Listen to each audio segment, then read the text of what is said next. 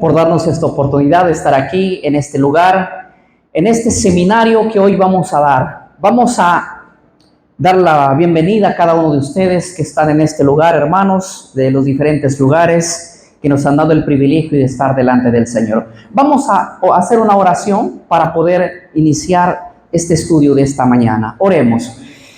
Padre bendito, estamos agradecidos porque es por tu infinito amor, Señor, que hemos visto la luz del mundo. Gracias por el momento que nos das, Padre, de estudiar en este primer seminario aquí con líderes, con pastores, sobre tu palabra. Ilumina nuestros corazones. Pedimos, Señor, que al abrir tu palabra podamos entenderlo, Señor. Glorificamos tu santo y bendito nombre porque creemos en el Padre, en el Hijo y en el Espíritu Santo. Amén. Amén y amén. Tomen sus lugares, mis hermanos. Es un gusto tener que saludarlos esta mañana y también a cada uno de los líderes que está en esta iglesia del Señor. Permítanme abrir la Biblia con ustedes y vamos a estudiar esta mañana un tema muy interesante. Y como la reunión se trata mayormente de líderes, quisiéramos estudiar hoy, ya que no hemos tenido quizás la mayoría el privilegio de ir a instituciones teológicas donde estudiamos la Biblia más profundamente. Hoy vamos a recibir un seminario que ustedes lo van a recibir pues cuando ya están cruzando las escuelas teológicas de más alto nivel. Así que hemos venido a darles un curso bíblico completamente amplio esta mañana y vamos a poder saber de lo que muchos antes ya sabían, pero hoy vamos a tratar de ver desde el punto más bíblico, pero también cómo sucedió en nuestro ámbito histórico. Pongan atención lo que les voy a decir, escuchen bien. Cuando leemos Daniel y cuando leemos Apocalipsis, encontramos tres interpretaciones que hoy día tiene la iglesia. ¿Cuántas interpretaciones? Tres. Escuchen bien. Está la interpretación historicista, que es la número 1. Está la interpretación preterista, que es la número 2. Y está la interpretación futurista o dispensacionalista, que es la número 3. Hoy vamos a estudiar las tres corrientes de interpretación bíblica. Vamos a estudiar las tres corrientes de interpretación bíblica desde su origen. ¿Qué les parece, iglesia? Escuchen bien. Cuando llegamos al libro de Daniel y al libro de Apocalipsis, voy a enfatizar, vamos a encontrar tres distintas corrientes. ¿Sí? ¿Está claro? ¿Qué es la corriente historicista? Permítanme leer Daniel capítulo 7, algunos versos aquí, por ejemplo, desde el verso número 3. Esta es una visión que ve Daniel y dice así: y 4 grandes bestias diferentes, la una de la otra, subían del mar. Yo quiero que entiendan algo muy interesante aquí.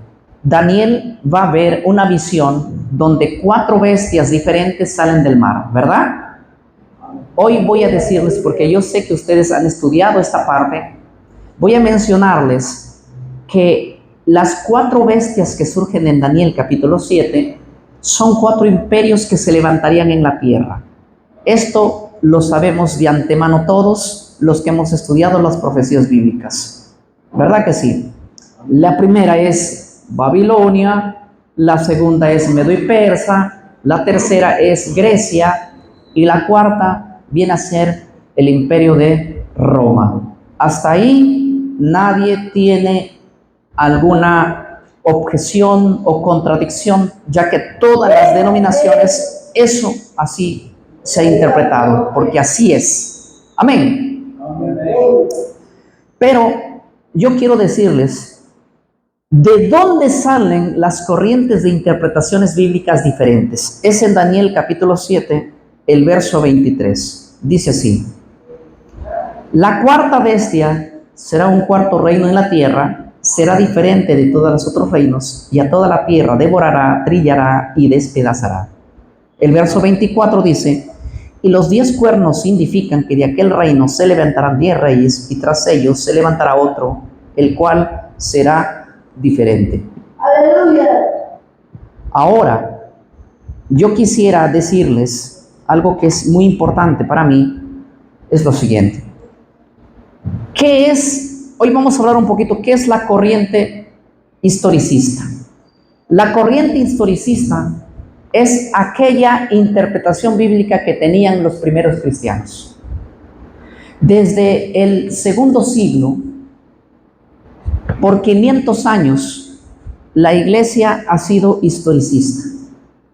Escuchen bien, desde Ireneo de León hasta Jerónimo, por más de 400 años interrumpidamente, la iglesia era historicista. ¿Qué decía de Daniel 7:24 y Daniel 7:23? Decían que la cuarta bestia es Roma, y tendría que de alguna manera Roma dividirse en 10, y tenía que de Roma, de esa división de 10, salir un personaje que tendría que gobernar Europa completo. ¿Qué decían eso? Ellos decían, los que estudiaban Daniel y Apocalipsis, los primeros 400 años decían: Roma un día va a caer, y después que caiga se va a levantar un hombre el cual va a gobernar todo lo que es las 10 naciones.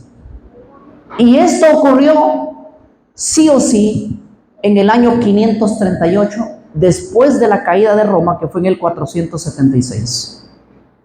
Ustedes sabían que Roma, en el 476 después de Cristo, cayó invadida por muchas tribus bárbaras, de los cuales se dividió en 10 naciones, de las cuales son los suevos, los visigodos, los anglosajones, los francos, los alemanes, los burgundios, los lombardos, los eros, los vándalos y los ostrogodos.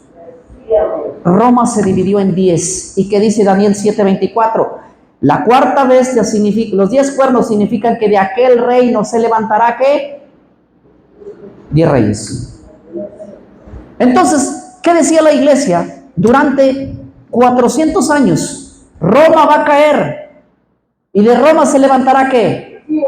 El hombre de pecado.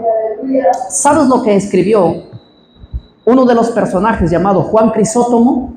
Juan Crisóstomo es un estudioso de las profecías bíblicas, y él decía así. Ireneo también, por ejemplo, decía así, que la iglesia en su tiempo, en el segundo siglo, Ireneo decía esto: los cristianos primitivos oraban para que todavía Roma no caiga, ya que ellos decían que cuando Roma cayese se levantará el hombre de pecado. ¿Y saben cómo le llama en Daniel la Biblia al hombre de pecado?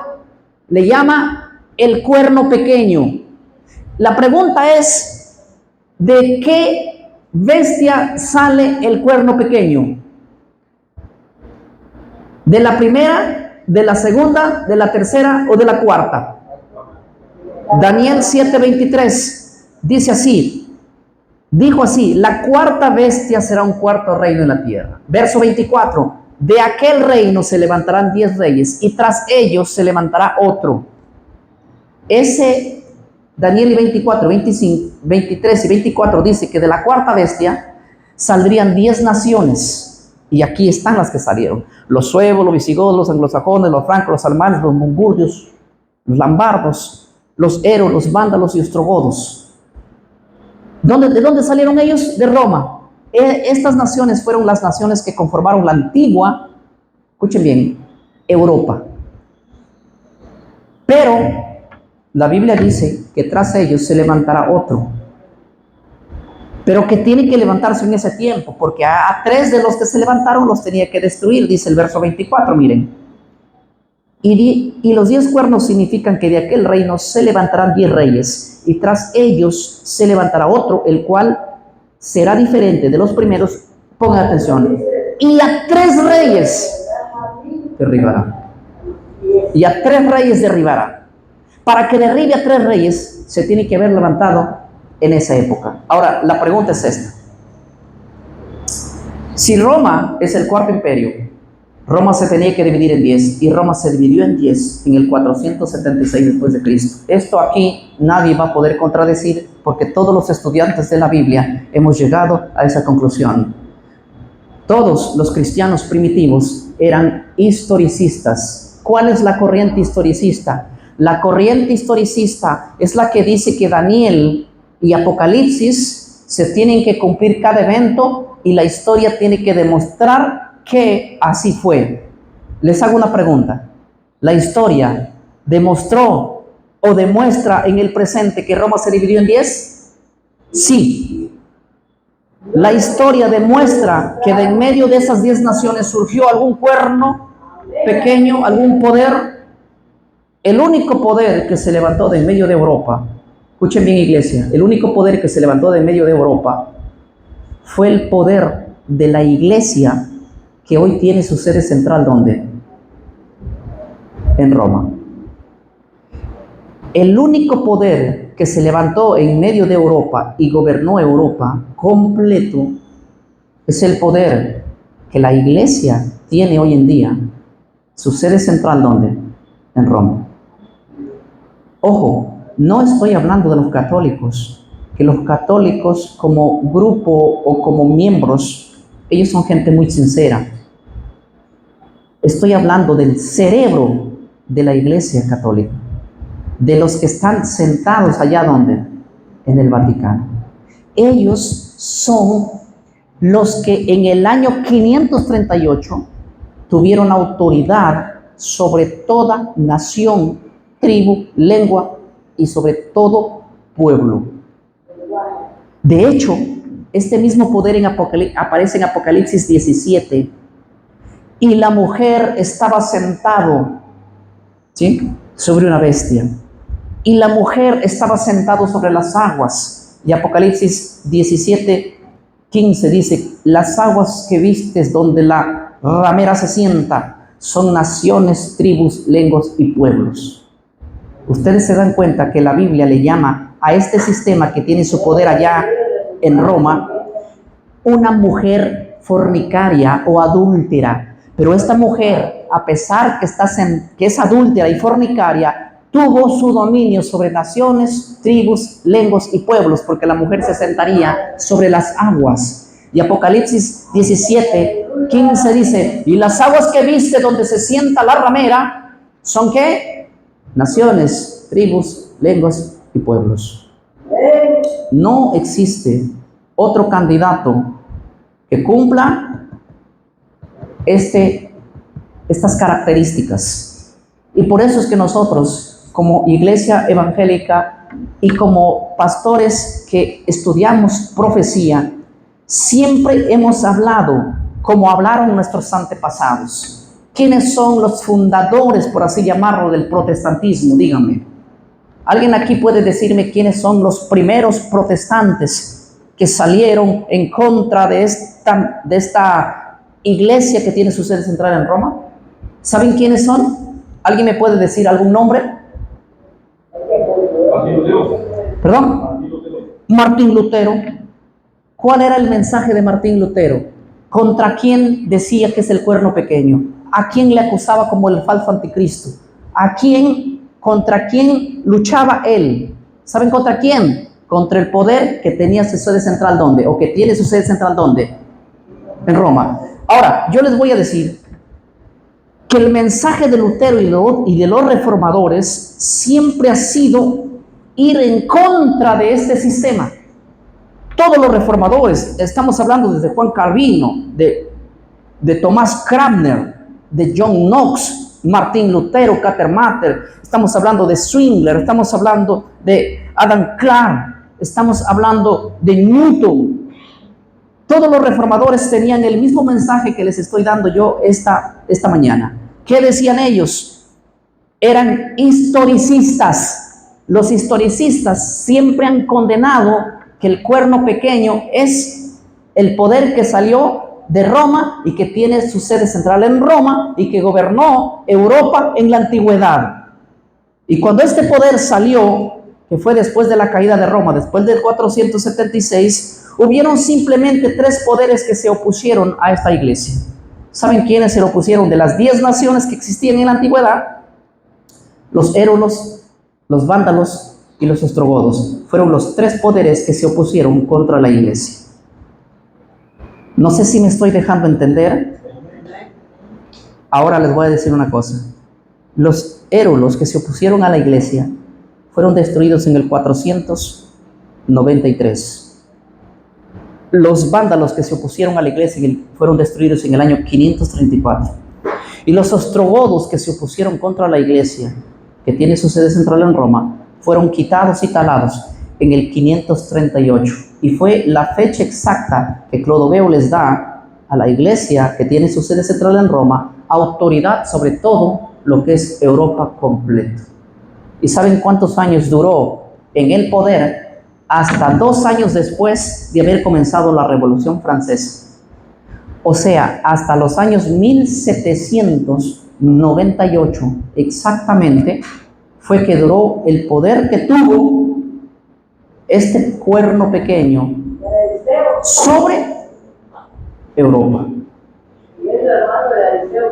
A ver, yo quiero que tomen atención a lo que voy a decir. Voy a ser más sencillo y más directo. ¿Les parece? Más sencillo. ¿Quién es el cuerno pequeño de Daniel 7, 23 y 24? El cuerno pequeño de Daniel 7, 23 y 24 es la iglesia que tiene su sede central en el Vaticano. El Vaticano, en otras palabras, es el cuerno pequeño, el poder que tiene el Vaticano, no la iglesia en su totalidad, sino solamente ¿quién? El cuerno pequeño. ¿Saben por qué este cuerno pequeño es tan poderoso? Porque cuando tú vas a Daniel 7, 8, dice lo siguiente: mientras yo contemplaba los cuernos, he aquí que otro cuerno pequeño salía entre ellos, y delante de él fueron arrancados 3 cuernos. Estos 3 cuernos que fueron arrancados fueron los vándalos, los érulos y los ostrogodos, a quien el cuerno pequeño los derribó.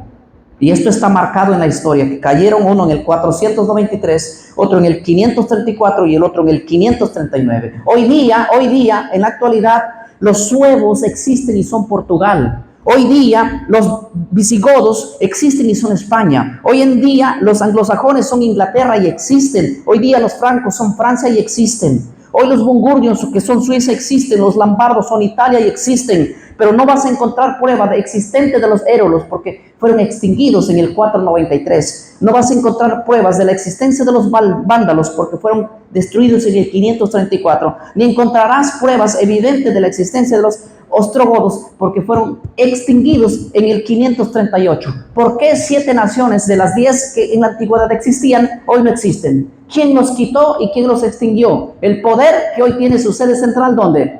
En el Vaticano. ¿Quién es el poder que está en el Vaticano? Es el poder que en el libro de Tesalonicenses se le conoce como el hombre de pecado, el inicuo o el ¿saben cómo lo conocemos nosotros a ese? El anticristo.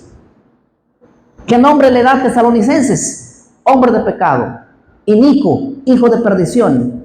¿Qué nombre le da Daniel? Cuerno pequeño. ¿Qué nombre le da la iglesia hoy? Anticristo. Es el mismo. No creas en otro, es el mismo. Entonces, ¿quién es el cuerno de pequeño? El hombre de pecado. ¿Quién es el hombre de pecado? El cuerno pequeño. ¿Quién es el anticristo? Es el mismo poder. ¿Dónde está el anticristo ahora? En Roma. Así predicaron y así enseñaron todos los cristianos, desde el siglo II hasta el siglo XIX. ¿Está claro? Pero algo pasó en el siglo XIX que ha cambiado la mentalidad de la iglesia evangélica. Vamos a ir a ver eso, pero yo quiero primeramente enfocarme por qué el cuerno pequeño, que es más pequeño, es más poderoso. Y fue más poderoso que los 10. Porque dice el verso 8 de Daniel capítulo 7, mientras yo contemplaba los cuernos, esos cuernos que miraba, eran 10 los que estaba mirando. ¿Por qué? Porque dice que la cuarta bestia tenía 10 cuernos. Y Daniel dice, mientras yo contemplaba los cuernos, he aquí que otro cuerno pequeño salía entre ellos, y delante de él fueron arrancados 3. Ya les dije quiénes son esos 3 que fueron arrancados.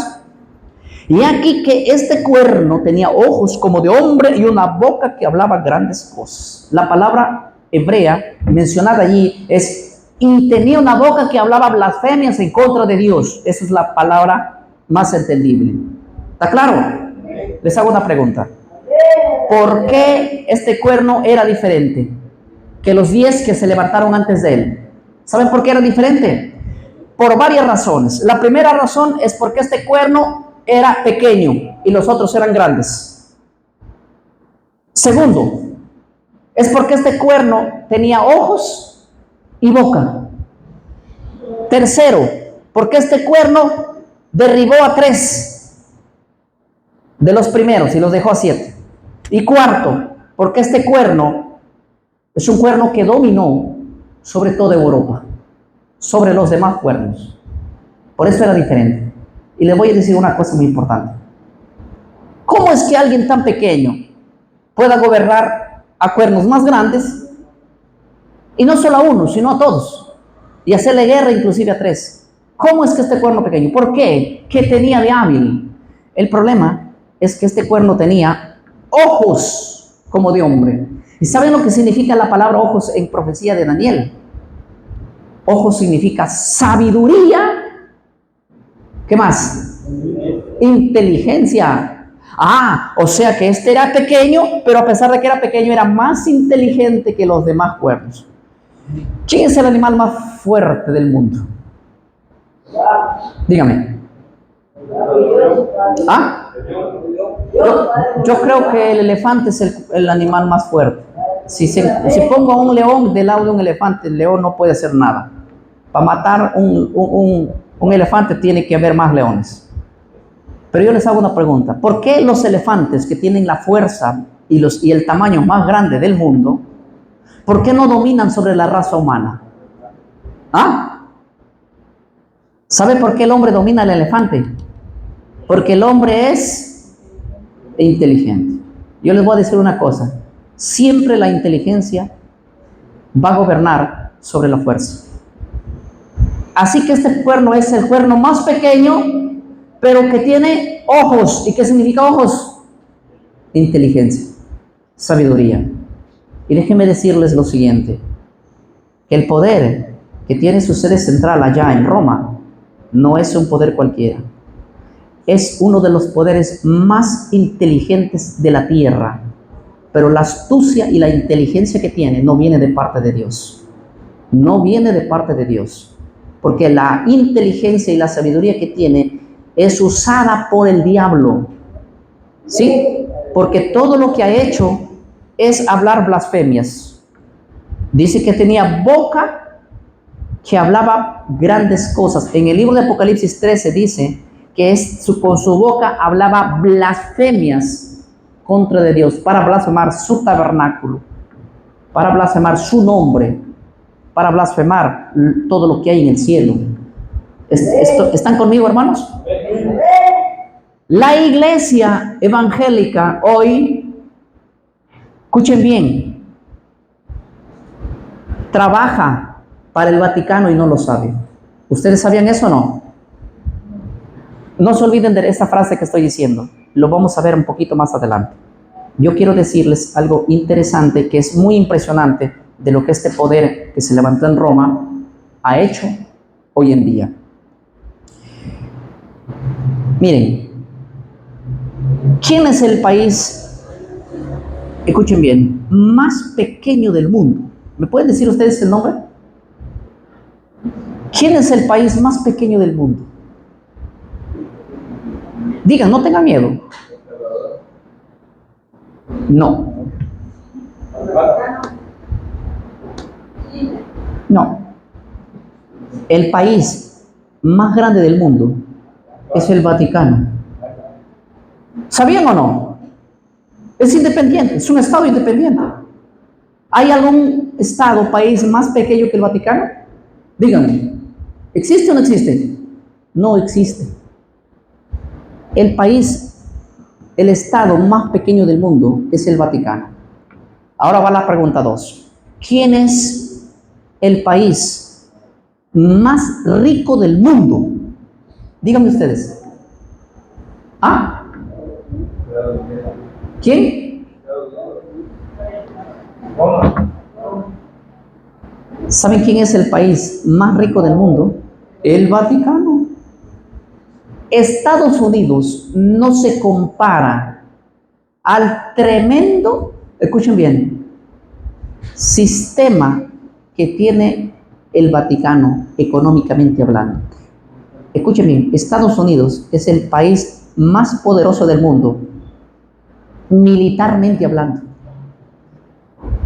Pero plata, ¿sabían ustedes que Estados Unidos, cuando estaba en quiebra a partir de los años 2010, quién cree que ha sido su solvente económico? ¿Cuántos? En Perú, cada niño que nace con una deuda externa para Estados Unidos. Pero déjeme decirle que Estados Unidos le debe no millones, billones de dólares. ¿A quién? Al Vaticano. Prepárate un día para ver a Estados Unidos trabajando para el Vaticano. Acuérdate de lo que te estoy diciendo. Yo te voy a decir una cosa interesante. Entendiendo todo esto, lo que te estoy diciendo así se predicaba en la antigüedad. Así predicaron los hombres desde el segundo siglo. Así enseñó la iglesia evangélica en los tiempos de la Reforma. Así se enseñó hasta el año 1830. ¿Están conmigo? Hasta que hubo una desgracia dentro de la iglesia. Y aquí va la desgracia. Y les voy a contar una cosa. Esto no quiere la iglesia evangélica que se entere. Cuando un hombre viene a decir la verdad, lo que van a hacer es: no lo escuchen, no vayan a sus reuniones. Hay algo por ahí, una mano negra. Pero ahora se van a enterar. Hermanos míos, dentro de la iglesia católica se ha creado una escuela para estudiar cómo destruir a la iglesia protestante y cómo destruir a la iglesia evangélica. Se ha creado una escuela que es la escuela a la que yo le llamo más satánica, pero más astuta y más inteligente. ¿Saben cómo se llama esa escuela? La Compañía de Jesús. Así se hace llamar todavía. La Compañía, una blasfemia. Debe hacerse llamar la Compañía del Diablo. ¿Y saben con qué nombre lo conocemos hoy a esta institución? Con el nombre de los jesuitas. ¿Cuántos líderes, pastores hay aquí que sepan un poquito de quiénes son los jesuitas? ¿Hay alguien que levante la mano conmigo y diga quiénes son los jesuitas? Y si no saben, yo les voy a explicar. Y si saben, les voy a refrescar la memoria y les voy a dar un poquito más de amplitud en el tema. ¿Está claro? ¿Están conmigo? Si tienen su celular en silencio está bien. Si no, póngale silencio porque no quiero que me desconcentre en nada de lo que voy a decir a partir de hoy. ¿Ya? Pongan atención y capten conmigo. Primero, ¿quiénes son los jesuitas? Segundo, ¿para qué fueron creados? Y tercero, ¿cuál es el trabajo que están haciendo? ¿Quieren ustedes estudiar conmigo eso? Primero, ¿para qué fueron creados los jesuitas? En el año 1540, los jesuitas se crearon para contrarrestar al protestantismo. En otras palabras, a lo que nosotros hoy entendemos como la iglesia evangélica.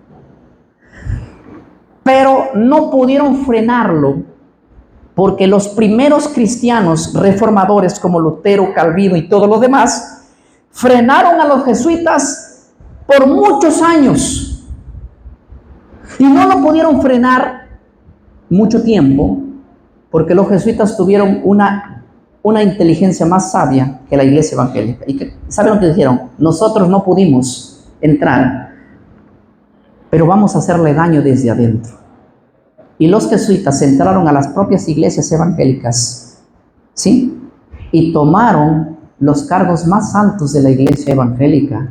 y no solo de la iglesia evangélica, sino de todas las instituciones religiosas cristianas. Los jesuitas están dirigiendo hoy en día todas las iglesias evangélicas y todas las iglesias protestantes.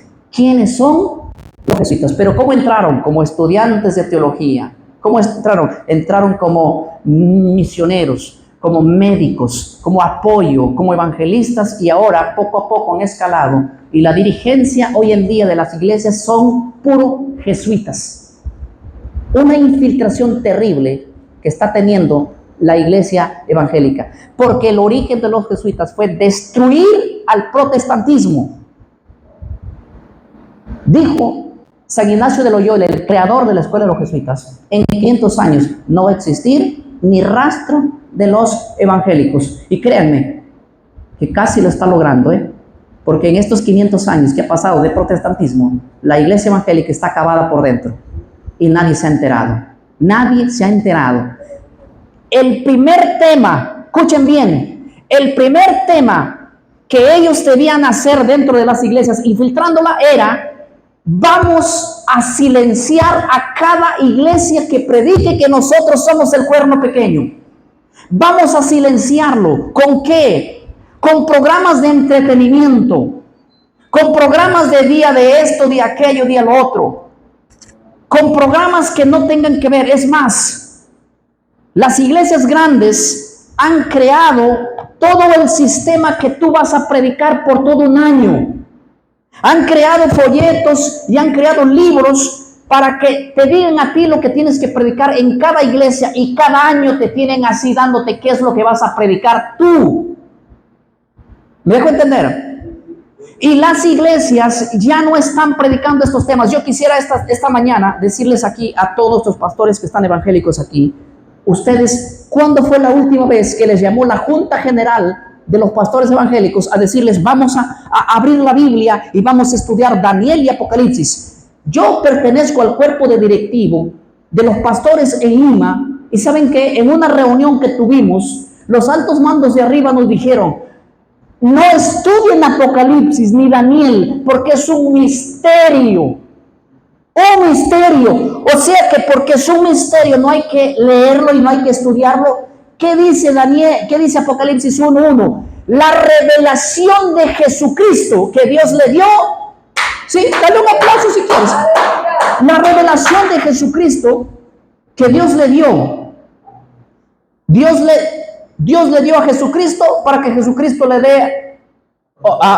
Dios le dio a Jesucristo, Jesucristo le dio a un ángel, el ángel para que le dé a Juan, y Juan para que le dé a las iglesias. ¿Qué significa la palabra revelación? Revelación es como que si hubiera un velo aquí y lo abrimos el velo. Revelación. La palabra Apocalipsis, de hecho, proviene del hebreo, que significa, del griego, perdón, que en el español sería revelación. No es misterio, es revelación. ¿Cómo es posible que Dios le dé una carta para que repartan a las 7 iglesias del Asia Menor y que no lo entiendan?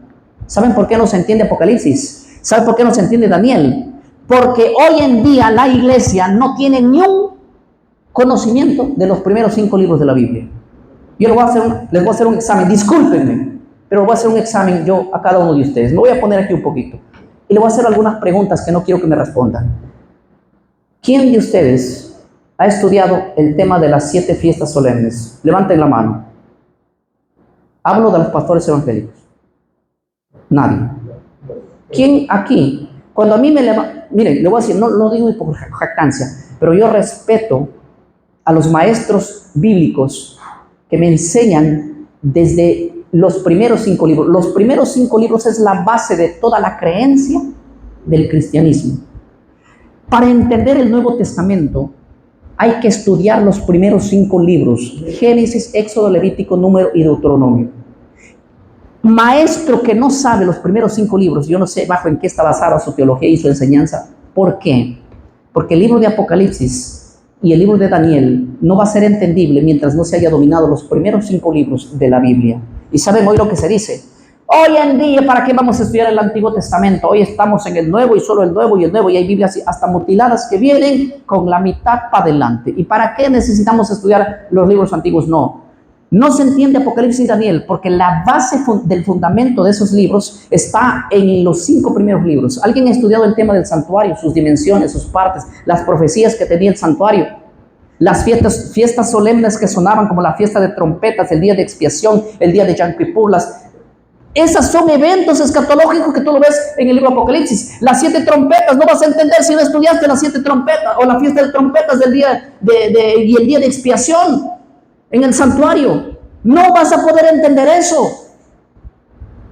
En la noche, allá en el evento, me dio gusto mirar allí muebles del santuario. Cada uno de esos muebles no es solamente representativo, cada uno tiene un significado que se va cumpliendo a través del tiempo y a través de la historia. ¿Está claro? Y como no se estudia eso, en nuestros seminarios bíblicos teológicos nos dicen así: el libro de Daniel y Apocalipsis no se puede entender, así que es un misterio, no hay que leerlo. Eso se encargó de arriba, quienes mandan a hacer. Dentro de la iglesia evangélica está sucediendo eso. Es que no lean Daniel ni Apocalipsis porque es misterio para la iglesia. Y como es misterio, entonces ¿de qué hablamos, pastor? Bueno, hablen de mayordomía, hablen de prosperidad, hablen de la mujer samaritana.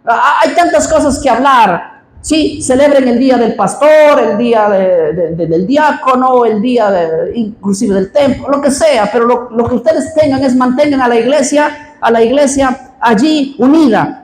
Prediquen todo tema que no divida, predican todo tema que no se vaya la gente, que no tenga miedo. Hablen de cosas que a todos les va a mantener agradable aquí, que vive el Señor. Y no decimos que está mal que la iglesia esté unida. Amén. Pero ¿saben qué?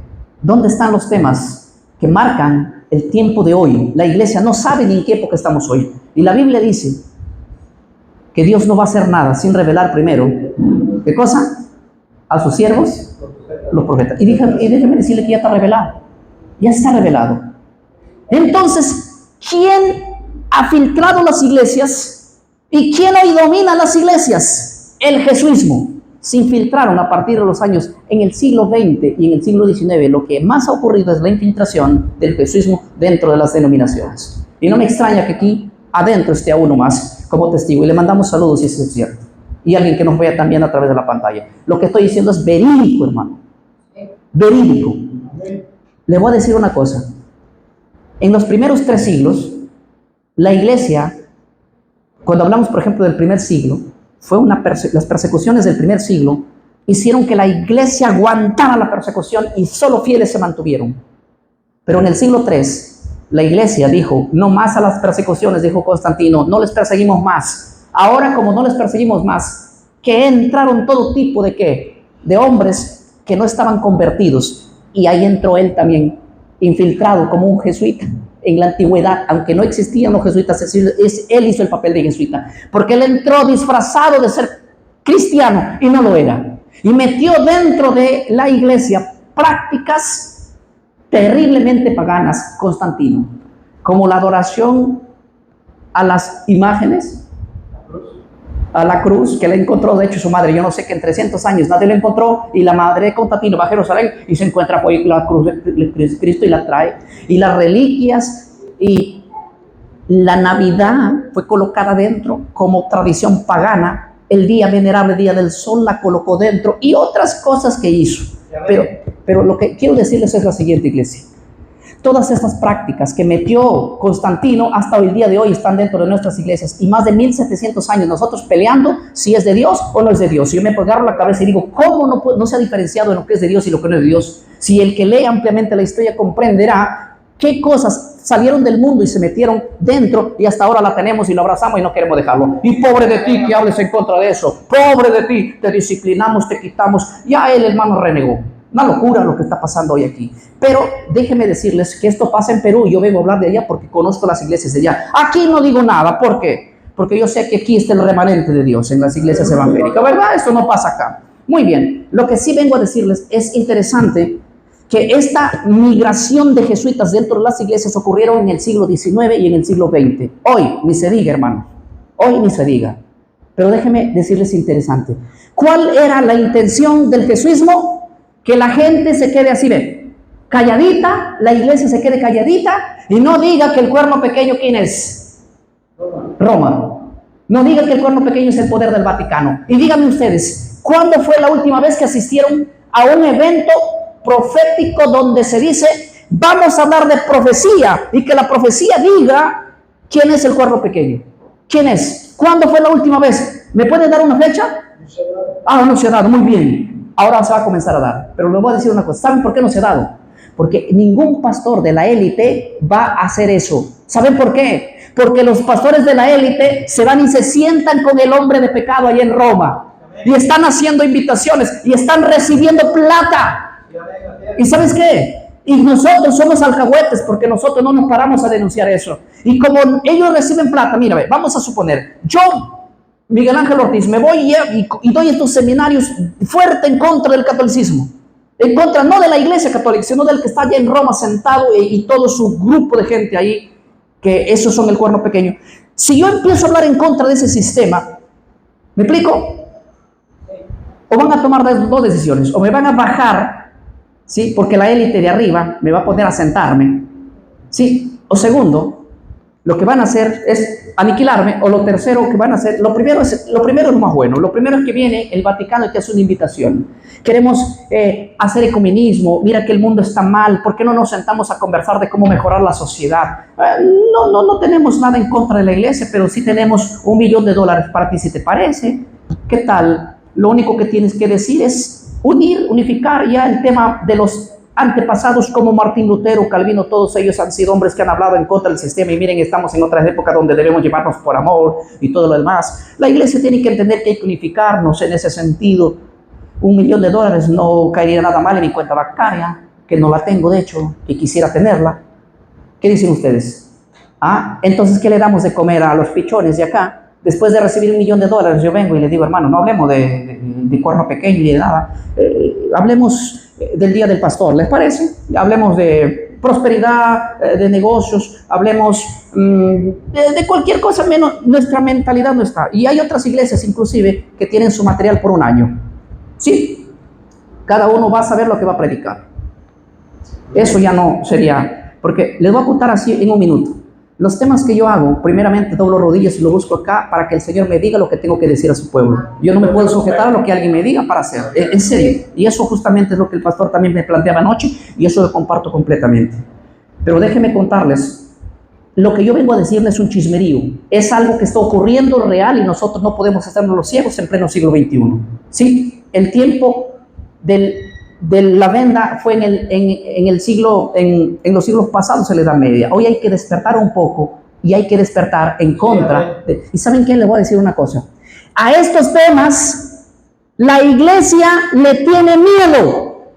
Si no le tuviera miedo, esta iglesia estaría repleto de líderes. Es que la iglesia tiene miedo a esto. Y es más, los líderes de arriba están diciéndole a los líderes de abajo que no puedan asistir a estos eventos porque estos son temas del diablo. Los temas del diablo lo manejan el sistema de arriba y toda la iglesia de abajo es solo títere del sistema de arriba. ¿Estoy siendo claro en esto? Sí. Ya, ahora hay una cosa interesante. ¿Cómo es que el jesuismo destruyó nuestra creencia y nuestra defensa cuando nosotros atacamos al cuerno pequeño en la antigüedad? ¿Saben cómo lo destruyó? Con el jesuismo. Los jesuitas crearon la doctrina dispensacionalista. A ver, un pastor, levante la mano. ¿Algún pastor? ¿Hay algún pastor que esté aquí? Levante la mano. Usted puede entrar en este momento y escribir en su teléfono así, mire, en Google, y hágalo todo el que quiere. Escriba en su teléfono en Google así, mire. ¿Quién creó la doctrina del rapto? Póngalo ahí. Yo creo en el arrebatamiento de la iglesia y daría mi vida defendiendo la existencia que Cristo viene por su pueblo. Pero yo quiero que ustedes escriban en su teléfono, ¿quién creó la doctrina del rapto de la iglesia? Póngalo aquí. Vamos a escribirlo todos. ¿Quieren hacerlo conmigo? Muy bien. ¿Quién creó la doctrina del rapto? ¿Lo están haciendo conmigo, iglesia? Muy bien, hágalo, no tenga miedo que tenemos todo el día, ¿verdad? Estas oportunidades no se presentan así nomás, así que aprovechenla. Porque, ¿lo escribieron? ¿Algún pastor que lo escribió aquí? Quiero que lo leamos, porque esto les va a salir de hecho. Esto es información histórica. Y la información histórica no se puede ocultar. Antes se han ocultado cuando nosotros éramos ignorantes. Hoy día tenemos la tecnología en nuestras manos. ¿Ya escribieron quién creó la doctrina del rapto? Aquí lo tengo yo. Ahora pongan atención a lo que voy a leer. Esta doctrina es relativamente reciente. ¿Qué dice? Esta doctrina, escuchen bien, es relativamente reciente. No es una doctrina que predicó Lutero o Calvino ni los padres de la iglesia ni los padres apostólicos. Si Martín Lutero se levanta hoy y viene acá y dice, y les encuentra a la iglesia evangélica diciendo, nos vamos en el rapto, ya nos vamos por la otra semana en un rapto. Ellos van a decir, a ver, explíquenme un poquito, ¿cómo es esa doctrina que nos vamos en un rapto? Sí, es que ya viene el Señor, pero antes que venga la segunda venida de Cristo, nos vamos adelante en un rapto 7 años antes de la segunda venida de Cristo. Martín Lutero diría, caramba, a ver, me quito el sombrero y explíqueme, ¿de dónde sacaron esa doctrina? Porque yo que viví en el siglo XVI, por 1600 años que recibí la enseñanza apostólica tradicional, nunca se me habló de esa doctrina. Y ustedes que son del siglo XIX, aprendieron una doctrina nuevecita. Interesante, siéntense. ¿Quién les dio esa doctrina? ¿De dónde viene esa doctrina? Les diría Lutero. Y nosotros le contestaríamos, de la Biblia. ¿Sí? Entonces tendrías que mostrar evidencias bíblicas de que exista un arrebatamiento de la iglesia antes de la segunda venida de Cristo. ¿Dónde está esa evidencia? Yo creo en el arrebatamiento de la iglesia. Predicamos todo esto, todo el tiempo. Pero ustedes saben que no existe ningún solo texto bíblico que diga que el arrebatamiento de la iglesia va a ocurrir 7 años antes de la venida de Cristo, sino que el arrebatamiento de la iglesia va a ocurrir cuando Cristo venga. Y les pregunto, cuando Cristo venga, ¿qué venida es? ¿La primera o la segunda? Ya viene la primera. La venida que estamos esperando, ¿cuál es? La segunda. ¿Y para qué es esa segunda venida? Para llevar a su iglesia. Arrebatamiento de iglesia va a ocurrir, sí, cuando Cristo venga. Y ahorita vamos a mostrarles evidencias bíblicas. Pero yo primero quiero mencionarles lo siguiente. Aquí está.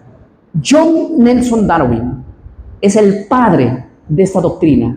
Y ahorita les explico cuál es la diferencia de la doctrina del rapto con la doctrina de la Biblia. Con la doctrina de los que por 18 siglos nunca se creyó, ni por 19 siglos, y que ahora la iglesia evangélica se metió con esta doctrina y no sabe que esta doctrina es una doctrina creada por los jesuitas, no para meterlo dentro de la iglesia evangélica, católica, sino para meterlo dentro de nosotros. Y ahora les voy a explicar por qué esta doctrina es peligrosísima nosotros tenerlo en nuestro seno.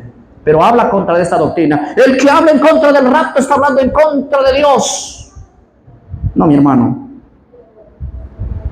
El que habla en contra del rapto está hablando en contra del jesuismo. Y hoy día ustedes van a salir con la cabeza reventada, pero yo voy a mostrarles Biblia, historia de lo que ustedes no tienen la culpa de no haber sabido esto, porque la verdad es progresiva. Amén. Miren lo que dice aquí. Esta doctrina es relativamente reciente, de hace poco más de un siglo. Hace más de 100 años que salió esta doctrina recién. Desde 1832, siglo XIX, es eso, formó parte de las tesis dispensacionalistas de John Nelson Darwin, quien se refiere al arrebatamiento como el misterio del rapto. Fue incorporado en la Biblia de referencia Scofield, ¿en qué año? En el siglo XX, 1909. Desde 1909 la iglesia evangélica tiene esta doctrina, hace 100 años atrás.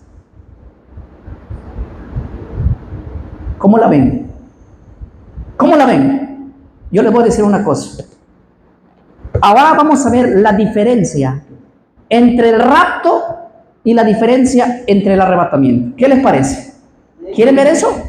Muy bien. Hoy día en la campaña que vamos a hacer en Huixla, este tema lo voy a ampliar de una manera magistral.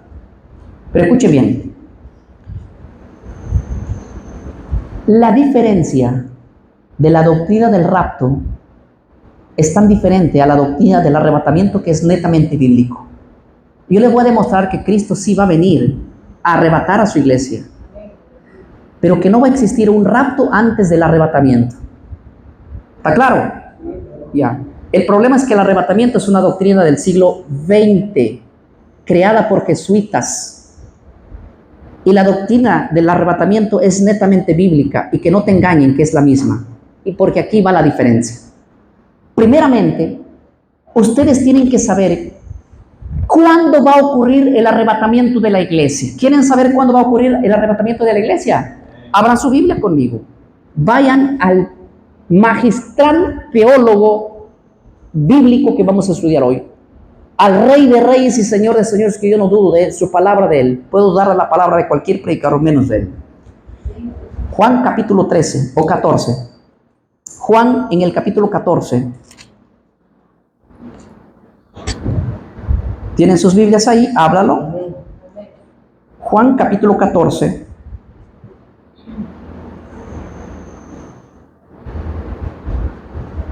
Me avisa si lo tienen, los espero un segundo.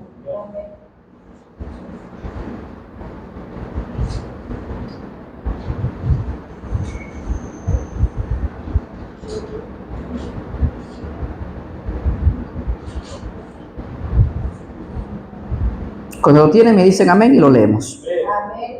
Ya, muy bien. Entonces aquí vamos. Dice así el verso número 1. Vamos a leer desde el número 2, ¿ya? En la casa de mi padre hay muchas moradas hay muchas moradas. Miren acá, ¿dónde es la casa del padre? ¿Ah? ¿Dónde es la casa del padre? En el cielo, muy bien. Pongan atención. Dice allí, la última parte del verso 2 dice, voy pues a preparar lugar para vosotros. ¿A dónde se fue Cristo? ¿A dónde? ¿A dónde? No dije a qué, ¿a dónde? A la casa del Padre. A preparar lugar para nosotros, porque moradas y hay, ¿verdad? Muy bien. Verso 3, si me fuere y os prepare el lugar, vendré otra vez. Digan conmigo, otra vez. Les hago una pregunta. La palabra otra vez significa primera o segunda. Segunda. ¿Para qué vendrá otra vez? Léanlo. Ahí dice, para tomar, ¿a quién? ¿A quién viene a tomar? A la iglesia. ¿Y a dónde los va a llevar? Para donde él ha ido a preparar lugar.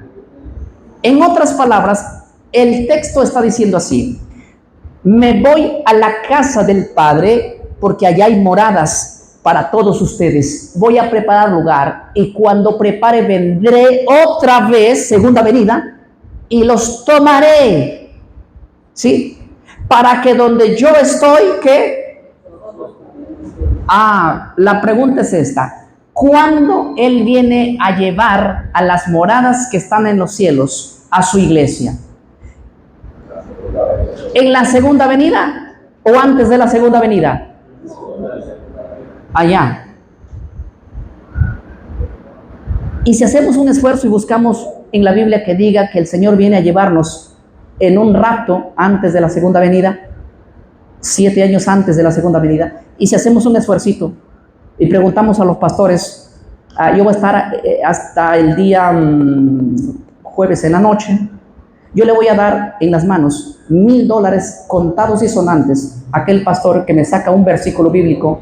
Tienen todos estos 2 días para averiguar dónde está el versículo bíblico que diga que nos vamos con el Señor antes de la venida, 7 años antes.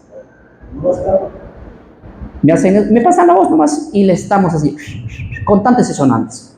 Aquí Jesús dice que Él viene a tomar cuando Él venga otra Muy bien. Y si por si les quepe alguna duda, vamos a ver al autor de Hebreos. Hebreos 9:28. Léanlo, pero memorícenlo, para que pregunten también ustedes y para que se defiendan también. Hebreos el capítulo 9.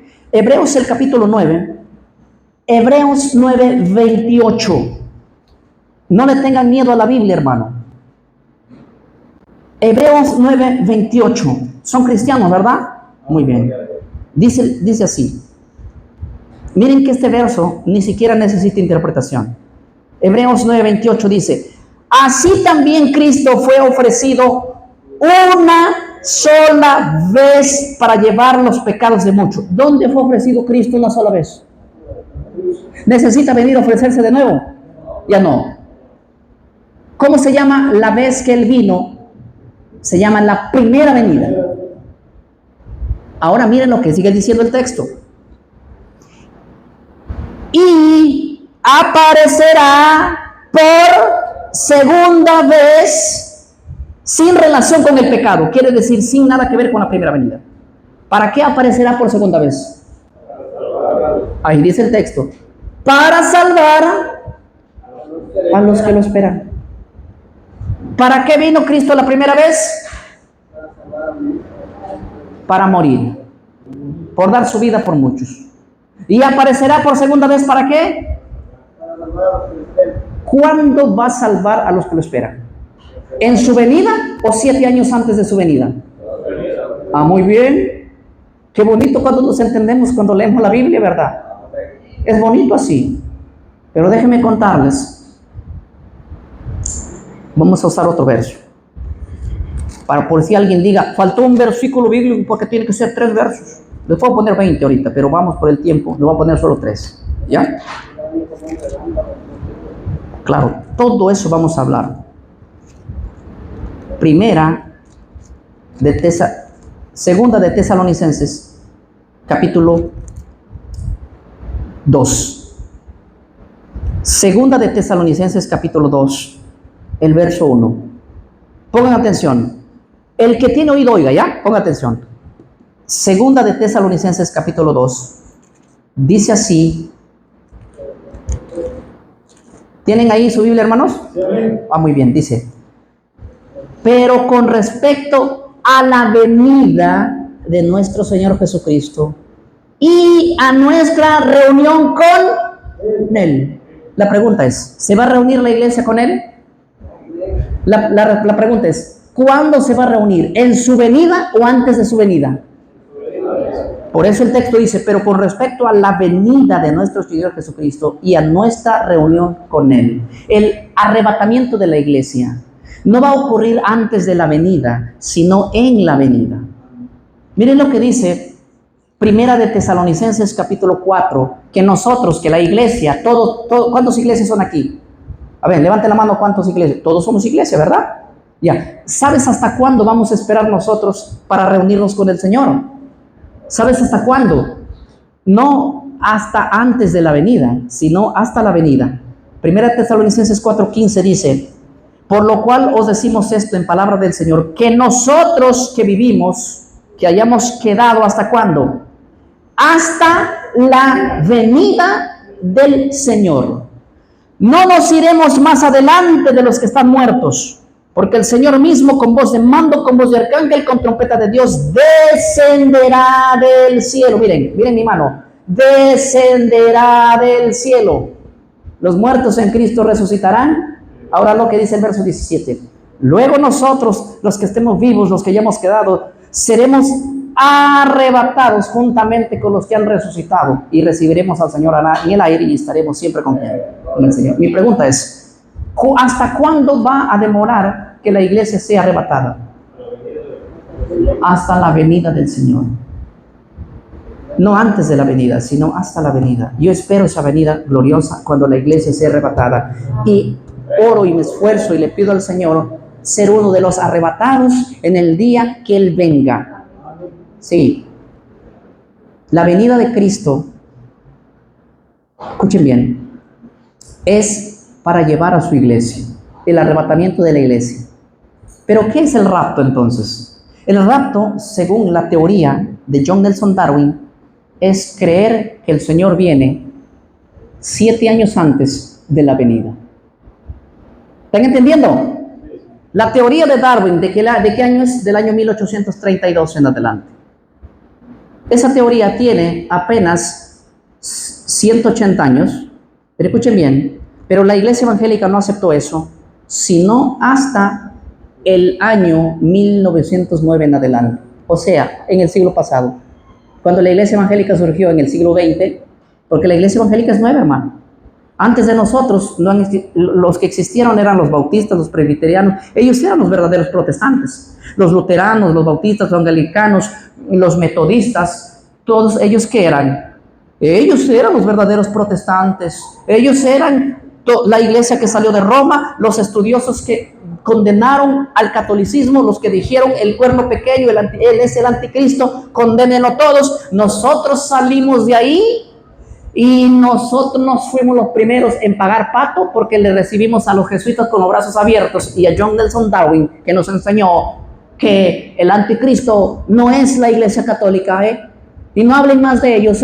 ¿Quién es el anticristo entonces? El anticristo es un judío que va a venir de allá de Jerusalén, y todo el mundo está, ¿dónde está el anticristo? Que va a venir a Jerusalén. Pero déjenme contarles una cosa, antes de la venida de Cristo, 7 años antes, ustedes van a desaparecer. Así que no pregunten por el anticristo ni piensen en el anticristo, porque los que van a tener contacto con el anticristo son los paganos, Así que ustedes se van en un rato y nos metieron un rato que no existe, un sueño que nunca ha sido predicado más que en los últimos 100 años, no en ninguna denominación. Anda y plantea esta doctrina los reformadores y te van a sacar la mugre doctrinalmente, porque esta doctrina es un sueño y es un plan macabro de los jesuitas que nos metieron dentro de nosotros.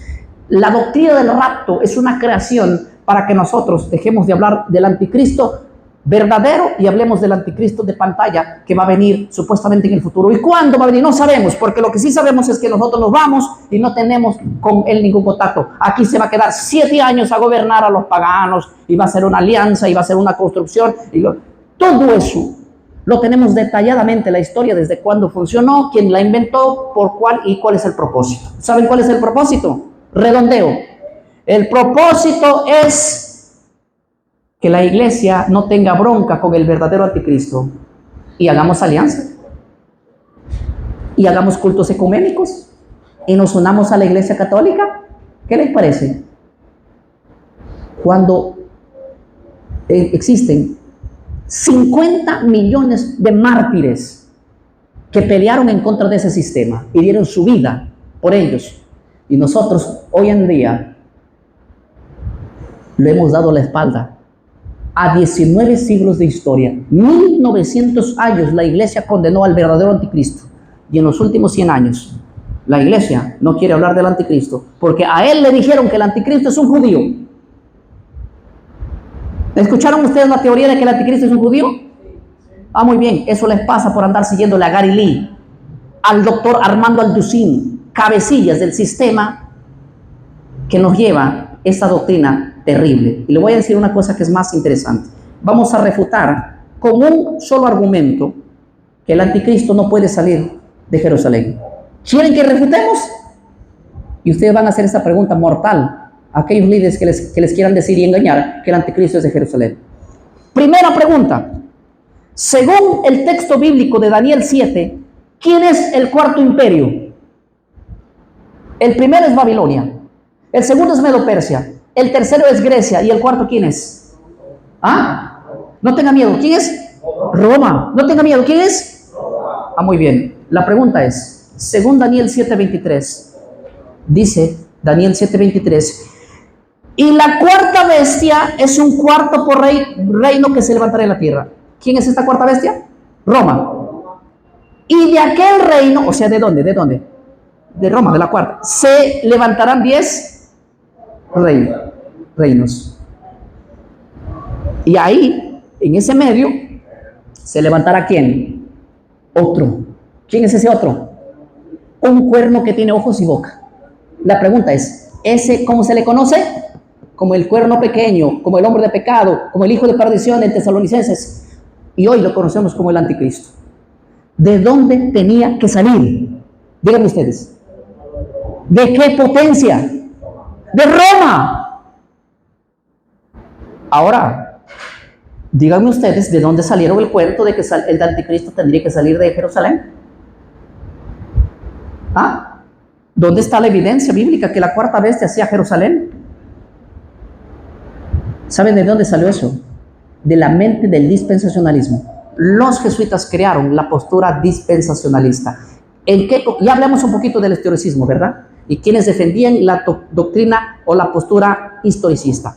Ahora vamos, ¿quiénes son los que defendieron y quienes crearon la doctrina dispensacionalista? ¿Qué cree el dispensacionalismo? El dispensacionalismo cree que el cuerno pequeño, el hombre de pecado, será un judío que se va a levantar en el futuro después que la iglesia sea que arrebatada. Escuchen bien. El dispensacionalismo dice que lo primero que tiene que ocurrir es que el Señor venga por su iglesia y luego va a aparecer ¿quién?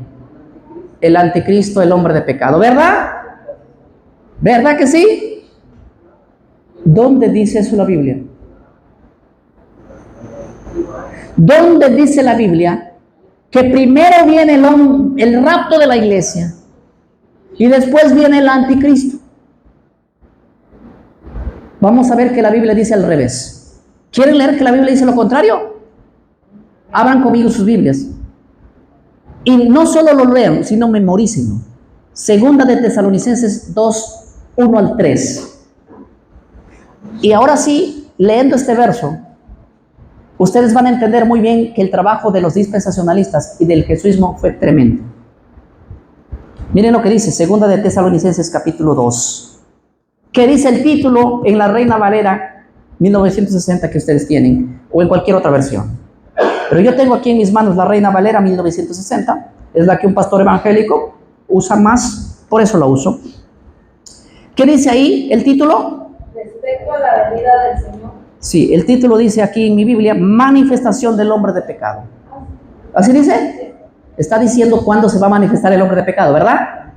Ya. Escúcheme un minuto lo que les voy a decir. La iglesia en Tesalónica estaba recibiendo cartas falsas del apóstol Pablo. O mejor dicho, cartas. Esto fue lo que escribió el apóstol Pablo. Y Pablo no había escrito nada. Y estaba recibiendo profecías dentro de la iglesia que decían algunos hombres: el Señor ya está viniendo, el Señor ya está viniendo. Y saben que la iglesia ya no quería ni trabajar, ya no querían ni educarse, porque decían: el Señor ya viene. Y estaban en el año 50, mira, estamos en el 2024 y Cristo no ha venido. En el año 50 la iglesia en Tesalónica decía: ya viene el rapto, igualito que es lo que está pasando este tiempo, en el año 50. Y Pablo le escribe una carta a los tesalónicos y les dice: les voy a decir una cosita que ustedes no han entendido y que yo sí lo entiendo y que es palabra de Dios, que se va a quedar registrada para todos los cristianos que vengan de aquí en adelante. El Señor sí va a venir por su iglesia, pero primero van a acontecer dos cositas que yo quiero dejarlos, que cuando vean estas dos cositas que han acontecido, ahora recién sí Cristo ya está viniendo. ¿Quieren saber cuáles son esas dos cositas que tienen que suceder? Si no suceden esas dos cositas, ¿Cristo no va a venir todavía? Aquí va. Versículo 3. Segunda de Tesalonicenses 2:3. Nadie os engañe en ninguna manera, porque no vendrá. ¿Quién no vendrá? El Señor. Sin que antes venga, número 1, la apostasía. Número 2, y se manifieste el hombre de pecado. ¿Qué dice? El hijo de perdición. Santo, me caigo para atrás. Y yo que por años prediqué que primero viene el hombre de pecado, o primero viene el rapto y después el hombre de pecado, y después viene el Señor. Perdón, el Señor ya vino antes. Miren, yo leí la Biblia muchas veces así, porque leía y decía: iglesia, primerito nos vamos en un rapto y después viene el hombre de pecado. Pero cuando yo leo la Biblia por su derecho, dice: nadie te engañe en ninguna manera, porque el Señor no va a venir sin que primero acontezcan dos cositas. 1, una gran apostasía. Esta apostasía la estamos viviendo ahora. 2, la manifestación del hombre de pecado, del hijo de perdición. Pregunto, ¿se manifestó? ¿Ah? ¿Se manifestó? Está a punto de manifestarse en estos días. Y escúcheme bien, el rapto de la iglesia sí va a ocurrir, pero después de la manifestación del hombre de pecado. No veas que te vas a alargar en estos días antes que venga el hombre de pecado. Algunos de ustedes me miran feo y asustados. Pregúntame a mí, siendo un pastor, haber predicado esto dentro de mi denominación. Uno tiene que ser humilde y reconocer y decir, bueno, ¿de dónde salió entonces la teoría de que hay un arrebatamiento de la iglesia antes que venga el hombre de pecado? De los escritos de este personaje llamado John Nelson Darwin. Un libro, un jesuita, un borracho que mientras escribía este libro tenía 9 mujeres. Qué ungido que estaba John Nelson, ¿verdad? Qué ungido que estaba, que teniendo 9 mujeres escribía un libro donde a la iglesia le enseñaba que el Señor viene a llevar a su iglesia antes de la manifestación del hombre de pecado. Y bravo, nosotros le dimos la bienvenida a esa doctrina y hoy la tenemos abrazado, que todo aquel que habla en contra del rapto es un hereje y hay que condenarlo. Y pobrecito que lo estén escuchando, a ese hereje. ¿Y saben qué? Cuando yo predico estos mensajes claros, precisos y perfectos, basados en la Biblia y en la historia, ¿saben qué me dicen? Él es un adventista del séptimo día. No le escuchen, es un adventista del séptimo día. Ellos tienen que comprobar de que Lutero, Calvino, Wycliffe y todos los reformadores y los padres de la iglesia antes de Nicea eran adventistas, porque todos ellos predicaban lo mismo que yo. Y gracias que la iglesia adventista creo que es la única iglesia que predica de estos temas o por lo menos lo predicaba con fuerza y con verdad. Gracias que no lo dejó morir totalmente a esta doctrina. Toda iglesia evangélica debe estar predicando esto. Todo pastor evangélico debe estar predicando esto. ¿Me explico? La iglesia adventista surgió en el siglo XIX. Estos mensajes que predico vienen desde el siglo I. ¿Saben por qué nos dicen así? Porque los de arriba, los de la masa, no quieren que estos temas se divulguen. Porque hay plata de por medio. Porque hay cosas dentro de ellos que van a afectar. ¿Saben ustedes que si nosotros predicáramos todos los días estos temas, el problema que nos meteríamos como evangélicos? ¿Saben por qué no hay persecución en este tiempo? Porque somos apañadores del pecado. Porque somos apañadores de la delincuencia que ha tenido el cuerno pequeño durante muchísimos años. Pero ya no más. La iglesia evangélica tiene que despertar de su sueño profundo y de su fantasía de un arrebatamiento de la iglesia que nunca va a ocurrir hasta después de la manifestación del hombre de pecado. ¿Amén? Si usted me quiere creer a mí, no lo haga. Pero si usted quiere creer a la Biblia, créalo. Yo no vengo aquí para creerle y cambiarle la mentalidad a nadie. Solo vengo y presento la Biblia. Y el hombre que es cristiano dice, yo creo a la Biblia, punto. Y lo creemos. Esto es interesante.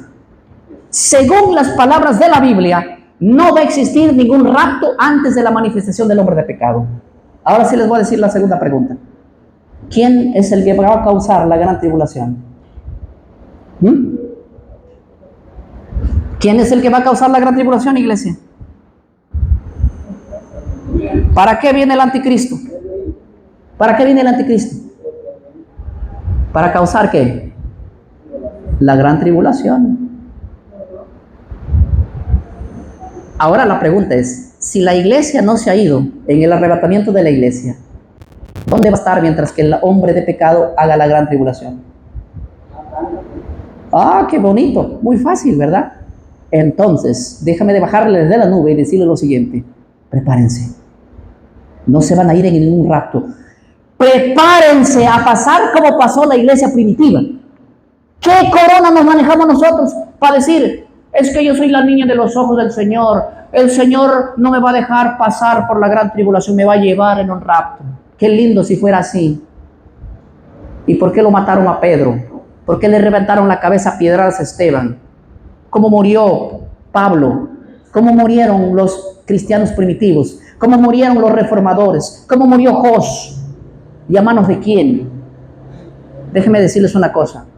El día que Cristo llamó a sus discípulos, les dijo dos cositas, y son las dos cositas que les va a decir esta mañana también el Señor a ustedes. Solo dos cosas. Cuando Dios llamó a sus discípulos, les dijo así lo siguiente: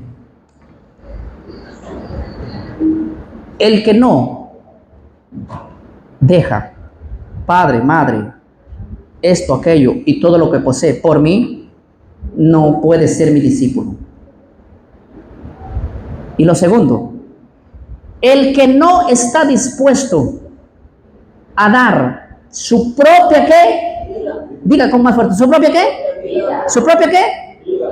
Por mí, no puede ser ¿qué? Yo les hago otra pregunta. ¿En qué parte de la Biblia dice que Dios dijo que te viene a librar de la muerte? Porque eso es lo que se le prometió a la iglesia y a sus discípulos. No, mi hermano. Dios desde que llamó, Jesús desde que llamó dijo dos cositas: el que no está dispuesto a dejar todo por mí, incluido su vida, la puerta está abierta, váyase, chao. Porque aquí los que están, la iglesia ha dejado todo por Dios y ha dejado su vida. Y eso lo comprendió Pablo, por eso murió. Eso lo comprendió Esteban, eso lo comprendió todos los discípulos, eso lo comprendieron todo, pero eso no lo entiende hoy la iglesia. Y hoy la iglesia dice, es que cómo es que el Señor, si nosotros somos la niña de los ojos de Dios, ¿cómo nos va a tocar? Por eso que el Señor viene a librarnos del anticristo, que el anticristo viene a matar y a perseguir, pero el Señor nos viene a librar en un rato. Qué lindo, qué alegría, ¿verdad? Pues déjenme decirlo que no. Aquí vamos a ser reventados las cabezas también nosotros. Y hay que prepararse, más vale que eso. Me apena que el 70% de todas las iglesias evangélicas del mundo estén enseñando y aprendiendo y todos los días alimentándose de una doctrina basura de John Nelson Darwin que nos enseñó que no vamos a pasar por acá. Y el problema es más grande aún. ¿Saben cuál es el problema? El problema es que nosotros miramos al anticristo que viene del futuro, pero que no vamos a tener contacto con él porque nos vamos en un rato. Y escuchen bien. ¿Y quién es el verdadero anticristo? ¿El que viene del futuro o el que está sentado en el Vaticano? Ya, muy bien. Ahora les voy a decir una cosa. Si ustedes no logran identificar que el verdadero anticristo es el de aquí, sino uno que viene del futuro, ustedes se van a casar con el de acá. Ese es el problema de esta doctrina. El problema de esta doctrina es que el jesuismo ha dicho así: la iglesia evangélica no tiene que vernos a nosotros como el anticristo. Si no logra vernos como el anticristo, pues si él no es el anticristo, es nuestro amigo. Si él no es el anticristo, ¿es quién? Hay que hacer ecumenismo. ¿Por qué los líderes religiosos? Aquí tenemos al lado un país llamado Guatemala, ¿se acuerdan? Una iglesia muy grande, dirigida por Cash Luna, ¿se acuerdan? ¿Saben? ¿O no? ¿Han visitado ustedes alguna vez? Él es un completo católico diciendo que es evangélico. Católico ecuménico. Sentándose y tomando champán con el Papa. ¿Sabe por qué va a pasar eso a la iglesia? Y toda la iglesia lo sabe eso. Y ¡ay, qué bien, hay que aplaudirlo! Sí, es que hacemos ecumenismo. ¿Por qué? Porque la iglesia evangélica se está casando con el Vaticano y sin saber que él es el anticristo, porque se le metieron los jesuitas que el anticristo viene del futuro. ¿Está claro? Y que nos vamos en un rato y no viene el nuevo orden mundial. Que el anticristo viene después que nosotros nos hayamos ido. ¡No! Déjenme contarles una cosa. Les hago una pregunta, iglesia. Pastores, líderes. ¿Y ya saben qué hacer cuando venga el nuevo orden mundial? Y cuando venga la persecución de parte del sistema que está allá en el Vaticano, ¿ya saben lo que hacer? Ni siquiera saben qué hacer. ¿Saben por qué? Porque ni siquiera sabían que esto va a acontecer. Entonces, al papado le conviene que ustedes no sepan esto, para que les agarren frío. Nosotros que sabemos que el anticristo, ¿quién es? Así como lo supieron todos los antepasados, ya sabemos qué vamos a hacer, cómo lo vamos a esperar, a dónde vamos a ir y cómo vamos a predicar.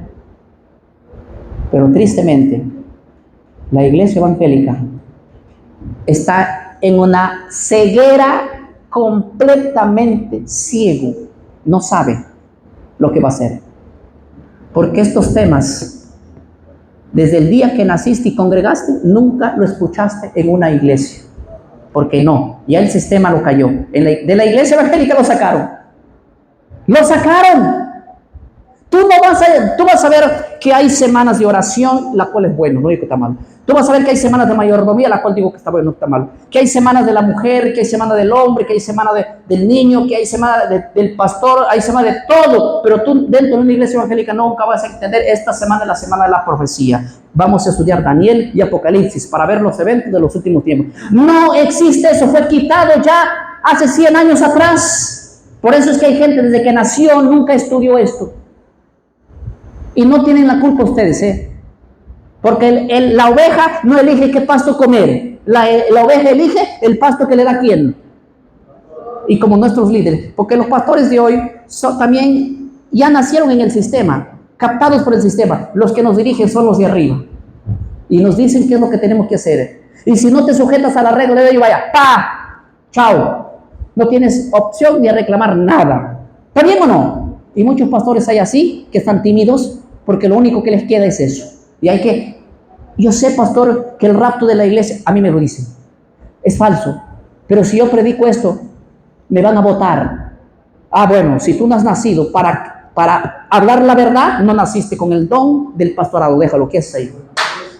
¿Sí o no? Es que es cierto, hermano. Es que es cierto. Yo tuve que tomar una decisión. Y estas verdades que lo predico, una vez primero me tuve que enfrentar a mis líderes. Y como Martín Lutero decir, si me prueban con las escrituras que estoy equivocado, yo me retrato. Y comencé siendo uno, como ven aquí. Y ahora somos miles en el mundo que estamos con este mensaje. Y no solamente yo, hay otros que se están levantando también. Hace pocos meses atrás se levantó Carlos Rivas. ¿Han escuchado de Carlos Rivas? Carlos Rivas dijo lo mismo que estoy diciendo yo. Y pobrecito el hombre, se le fue la iglesia encima. ¿Pero qué estás hablando, hombre? Que no va a haber un rapto. Él nunca dijo que no va a haber un arrebatamiento. Él dijo que no va a haber un rapto. Y él dijo que el cuento del rapto era una mentira y que se había metido la iglesia. Y eso es cierto. ¿Pero qué dijo la iglesia evangélica? Le sepultaron al pobre hombre. Claro, porque todo aquel que habla de esto, la iglesia lo defiende al rapto como si fuera una doctrina bíblica. No aparece por ningún lado. No existe. Es un cuento que nos metió el jesuismo. Y nosotros lo tenemos tan acuñados. Hasta tal punto que creer que cualquiera que habla en contra de esa doctrina es un blasfemo. Y no le escuchen, es peligroso. Pero que nos muestren lo contrario, pues. Que nos muestren que la doctrina del rapto era una doctrina que se creía desde el principio. No. Y que nos demuestren que la doctrina del rapto no fue creada por jesuitas. No van a poder. Porque las evidencias históricas y abrumadoras y la Biblia es completamente amplia. Y una vez más repito, yo soy un defensor aférrimo del arrebatamiento de la iglesia, que va a ocurrir cuando Cristo venga, que va a ocurrir después de que aparezca el hombre de pecado. Y el hombre de pecado está a punto de hacer su aparición. El trabajo que está haciendo ahorita Roma en el Vaticano es tremendo, tremendo lo que va a acontecer. En este tiempo. Ahora, a partir de ahora, no miren al templo de Jerusalén para ver si se construye o no. Ahora miren a partir de ahora allá, al Vaticano y Estados Unidos, que ellos van a declarar un nuevo orden mundial. Y discúlpenme que les diga, estas mentiras, como las que hoy les ofrecí, hay otras más mentiras, más grandes que esta, de las cuales hoy no les voy a comunicar por motivo de tiempo. Quizás lo podamos hacer el último día ya en el evento. Así que si tienen miedo a la verdad, quédense como están. Pero yo creo que es necesario condenarle y llamarlo al pecado por su propio nombre. En serio. A ver, déjame ver mi tiempo. Tengo 7 minutos para terminar. No sé si estos 7 minutos lo puedo dedicar a alguna pregunta del público o cierro mi tema aprovechando los 7 minutos con lo que quiero cerrar. ¿Qué dice, pastor? Lo aprovecho entonces. Cierro espacio de preguntas y voy a cerrar lo siguiente. La diferencia entre el rapto de la iglesia y el arrebatamiento de la iglesia es una. Biblia dice que el arrebatamiento de la iglesia ocurrirá en la segunda venida de Cristo. El rapto dice que la venida de Cristo, que el arrebatamiento de la iglesia será 7 años antes. Segundo, el arrebatamiento de la iglesia está mencionado en primera de Tesalonicenses 4:16 y es bíblica y lo creo. El rapto de la iglesia es una doctrina creada por John Nelson Darwin, pero él solo la predicó, fue creada por el jesuismo. ¿Está claro? La doctrina de la segunda venida de Cristo nos dice que cuando Cristo venga todo ojo lo verá, aún los que lo traspasaron. ¿Me explico? El rapto es una doctrina que enseña que Cristo va a venir y nadie lo va a ver. Solo la iglesia va a desaparecer y nadie va a saber que el Señor vino. Un arrebatamiento secreto, el cual es contrario a la Biblia. La Biblia dice que el día que la iglesia sea arrebatada, lo van a ver todos. Todo ojo lo verá. Mira que viene con las nubes y todo ojo lo verá. Ese acontecimiento es glorioso y magnífico, el que estamos esperando. El arrebatamiento de la iglesia enseña que Cristo va a ser visto cuando venga. El rapto de la iglesia enseña lo contrario. Y hay otras diferencias que nosotros necesitamos saber urgentemente. Me hubiera gustado tener más evangélicos. Gracias, mi hermano. Más masa. Pero ustedes que esta mañana han recibido esta capacitación, siéntense a estudiar y dejen de perder el tiempo escuchando predicadores dispensacionalistas. Cuando yo hace poco escuché a uno de los más grandes representantes de la iglesia evangélica llamado César Vidal. ¿Escucharon ustedes hablar de ese exponente, César Vidal? Muy bien. A César Vidal le pregunten, si quieren búsquelo allí. ¿Qué opina César Vidal del arrebatamiento, del rapto de la iglesia? Yo todavía soy un poco discreto.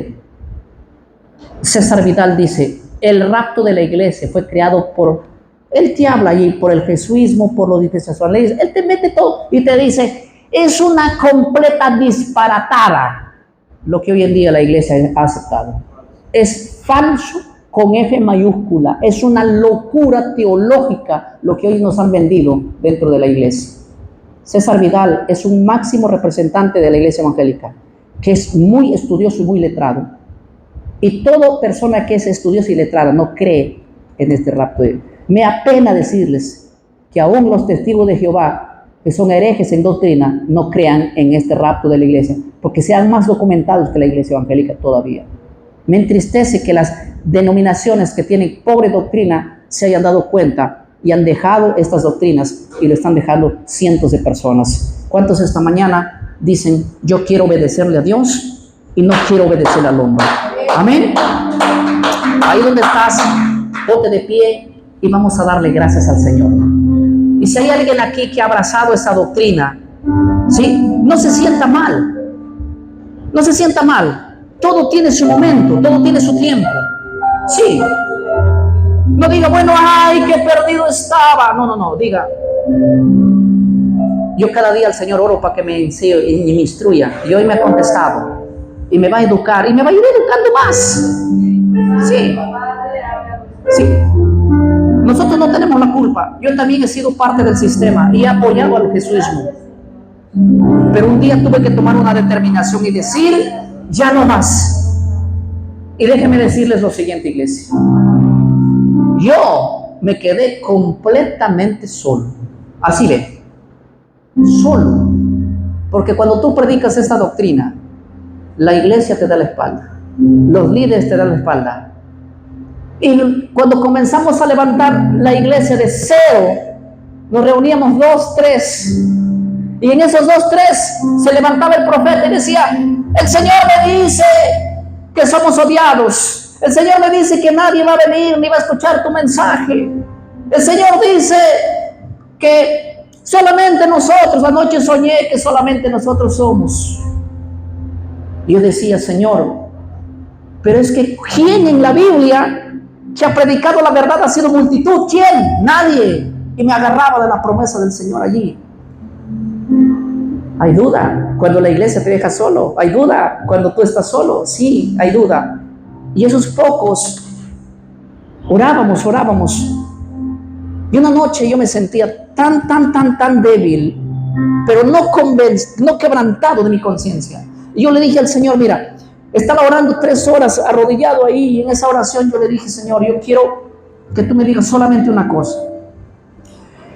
La iglesia me abandonó, los líderes se fueron, ahora estoy solo aquí. Yo solamente quiero decirte una cosa. Mírame, dame una señal de que tú estás conmigo. Sí, pero yo fui tan atrevido que quiero que ahora te manifiestes, ahora, no mañana ni pasado, en este momento tú te vas a manifestar aquí y me vas a dar la seguridad de que lo que estoy hablando es cierto. Bueno, Dios. Escuchen bien, ¿por qué creen ustedes que yo salgo a diferentes países? ¿Ah?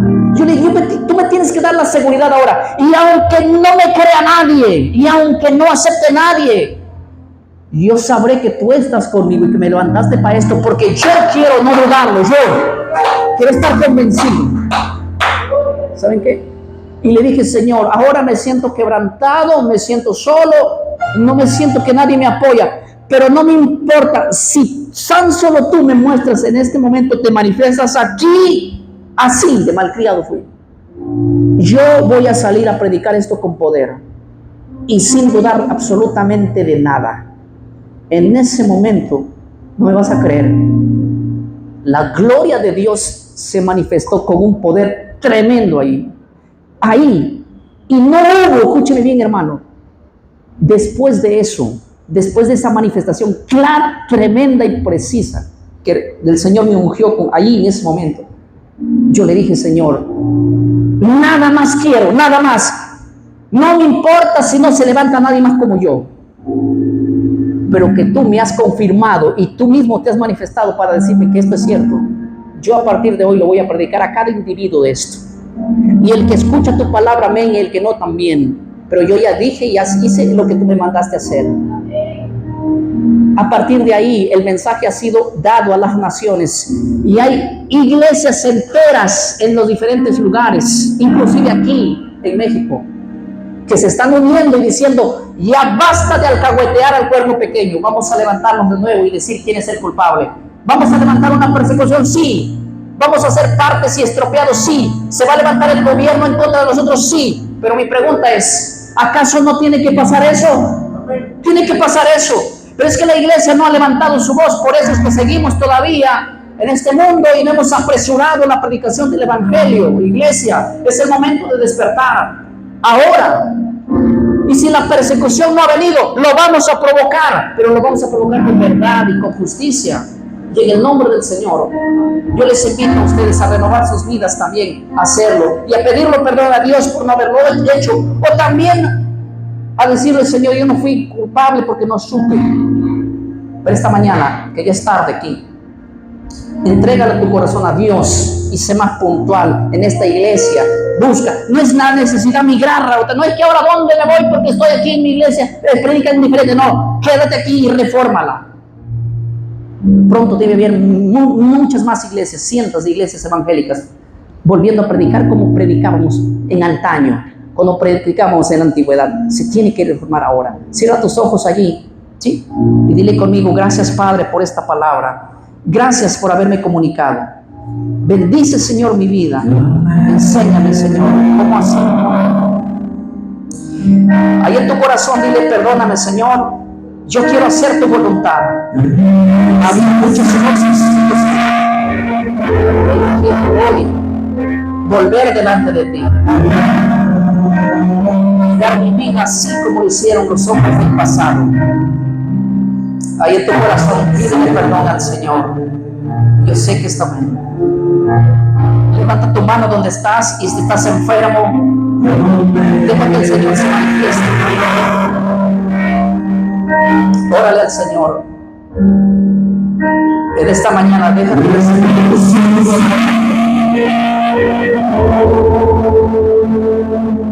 Haz la voluntad del Señor.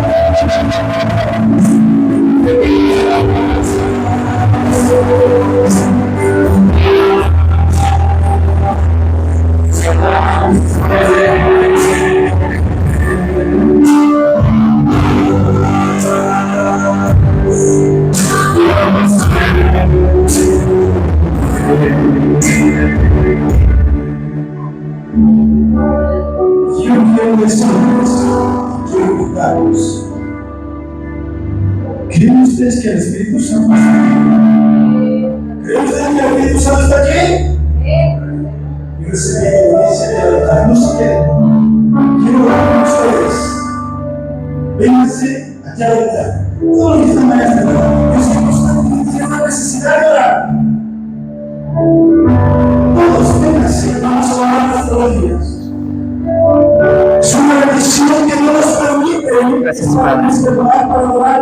No siempre vamos a hacer.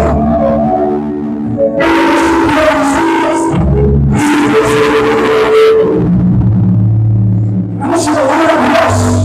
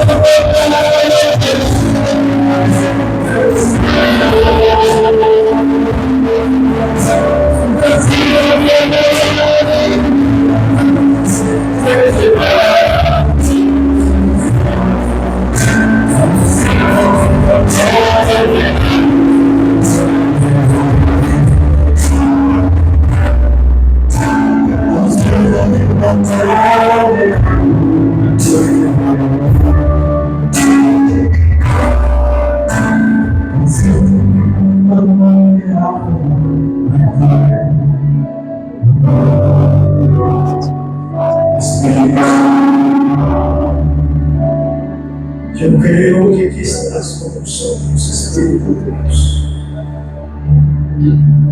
Gracias. Gracias, Padre. Muchas gracias, Dios, por tu palabra. Ayúdanos. Ayúdanos, Señor, a establecer tu reino de poder en la tierra. Y muchas gracias por esta oportunidad, Dios, por tu palabra. Siervos inútiles somos, Padre, para comprender. Ayúdanos a unirnos, Espíritu Santo. En este día fueron invitados más de 48 ministros, Padre, que hablan de tu amor y de tu paciencia. ¿Dónde están los siervos que tú has levantado para predicar? Divisionismos. Padre, pero lo que están aquí es porque tenemos necesidad, dice, de justicia. Permíteme, Dios, en el nombre de Jesús, seguir prosiguiendo la predicación de tu palabra y bendice al pastor, quien expuso, Señor, palabra tuya.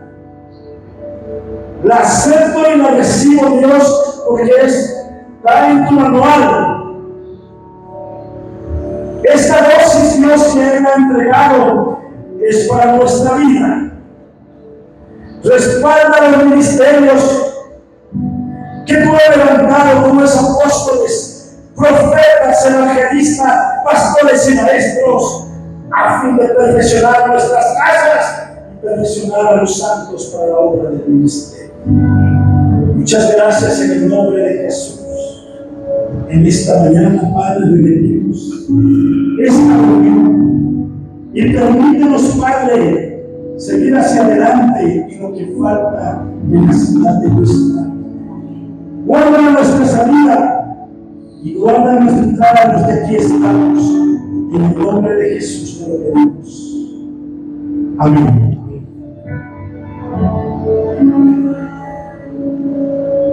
Bien, antes pueden tomar sus asientos y antes de entregar el micrófono o de despedirnos, quiero agradecer a Dios por la presencia de ustedes al haber estado en esta reunión.